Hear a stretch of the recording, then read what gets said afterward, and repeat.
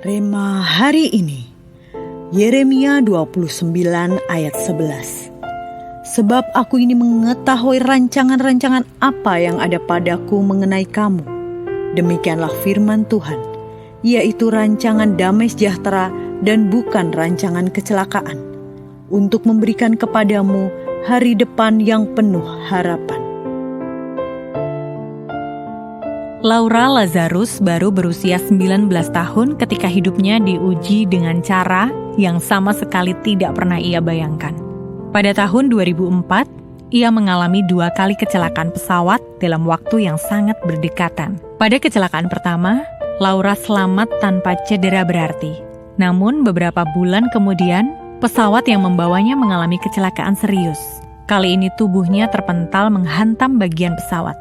Wajahnya rusak parah, pinggangnya patah, dan tulang kakinya remuk. Ia bahkan kehilangan sebagian betisnya. Kecelakaan kedua itu bukan hanya melukai tubuhnya, tetapi juga merenggut mimpinya. Sejak kecil, Laura bermimpi menjadi seorang pramugari.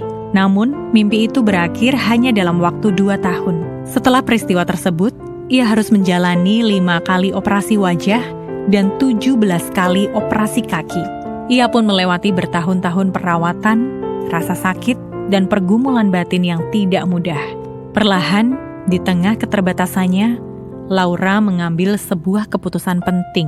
Ia memilih untuk tetap percaya bahwa hidupnya belum selesai. Ia bangkit dan memulai lembaran baru sebagai seorang penulis.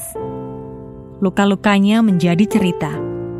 Air matanya menjadi kata-kata yang menguatkan banyak orang. Kini, ia aktif sebagai pembicara dan konsultan penulisan, menolong orang lain menemukan suara dan harapan mereka.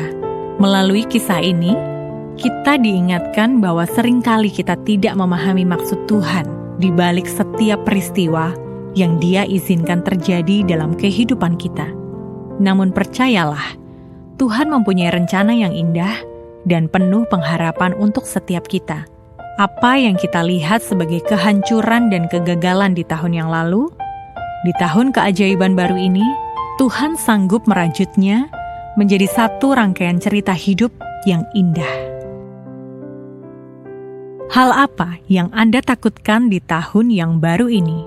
Mengapa Anda perlu menatap tahun yang baru dengan hati yang penuh kepercayaan?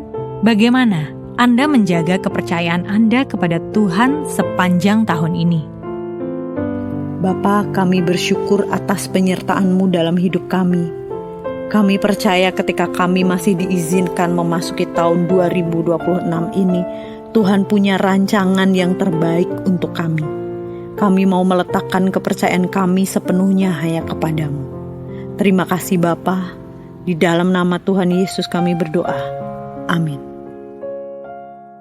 Tataplah tahun baru dengan hati yang percaya, bukan dengan ketakutan.